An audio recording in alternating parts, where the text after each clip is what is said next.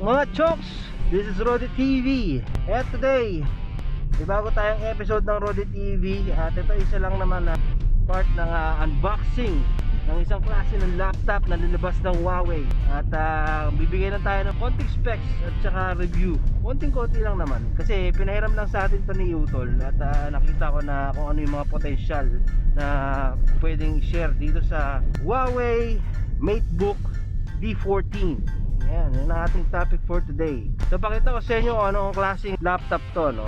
Pwede sa mga nag-homeschooling, sa mga nag-edit, pwede nyo dalhin to kasi maliit lang to. Sobrang convenient ito. Nag-office. Yan, napakaganda nitong laptop na to. Nakita ko yung specs. At siguro naman yung presyo nito ay makatarungan para sa kanyang specs, no? So yun nga mga chonks, kung bago ka sa Rodi TV at ngayon mo lang napanood ang Rodi TV, check out mo yung mga ibang videos ng Rodi TV. At huwag mong kalimutang mag-subscribe, lalo na kung nagustuhan mo tong video na to. Huwag mo rin kalimutang i-hit yung like button and comment and share ka na rin. Comment ka kung meron kang mga topic na gusto nating pag-usapan at gusto nating gawin, ano? Yun nga, ipamalita mo rin. Huwag mo na rin kalimutan i-hit yung bell button niya sa baba para naman lagi nga updated sa akin channel. So yun nga mga chokes, kung ready ka na, sobrang ready na rin ako. So check this out. Let's go!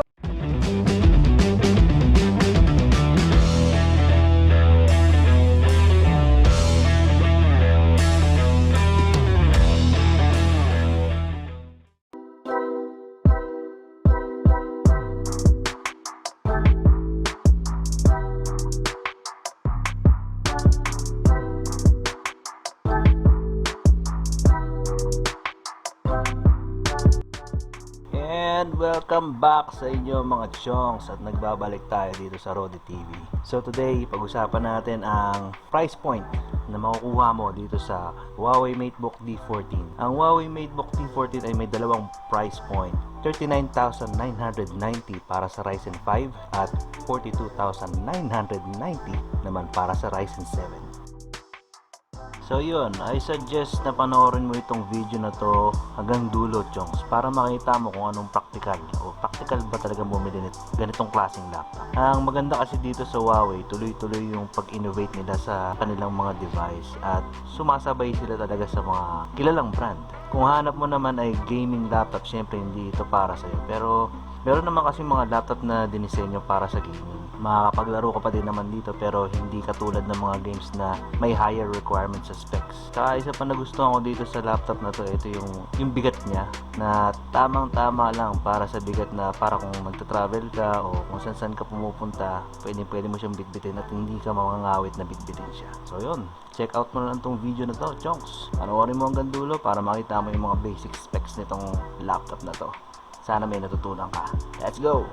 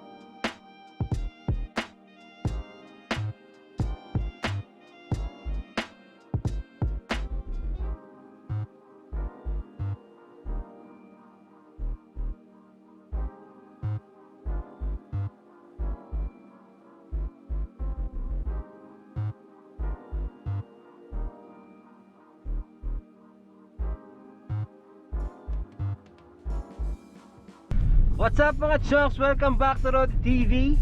O ano, nagustuhan nyo ba ang Huawei D14 o Huawei MateBook D14 na ito? Kung meron kayong idea about laptops, pwede nyo siyang i-compare sa mga balak nyong bilhin na laptops, no? Kung ako lang maraming salapi gusto ko rin magkaroon sana ng ganitong klaseng laptop Kita mo naman, sobrang sleek, napakaganda, ganda ng specs. Nga lang, syempre hindi naman siya pwedeng pang gaming.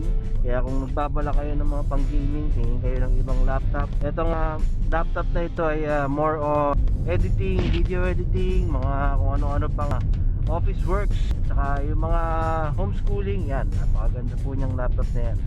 Sana ay madinig ng Huawei ang ating unboxing. Nakita niya naman yung presyo mga chunks, no? Siguro naman ay makatarungan ito sa kanyang presyo. Medyo matibay-tibay din naman yung mga specs dito, no?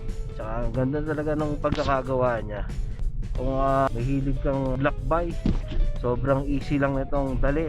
Meron pa siya mga freebies pagka nag-purchase ka sa Huawei. Sa tingin ko maganda na naman yung mga technology na binabato ng Huawei, tsaka yung mga kanilang features and function. Pwede pantapat sa mga ibang brand na kilala natin. Kaya yun, kung nag-enjoy ka sa video na to at meron kang natutunan, chonks, sana patuloy mong suportahan ng Rod TV. Sana ilumago pa tayo. Maraming salamat sa ating mga subscribers. And yun nga, no, mga chonks, hanggang dito na lang. So yan, marami pa kayong abangan sa Rod TV. Marami pa tayong gagawin mga videos at mga katatawanan at mga kaalaman pwede natin i-discoveryhin at i-share sa mga sangkatauhan. Let's go! Mata sa langit pa, sa lupa, see you around! Yeah.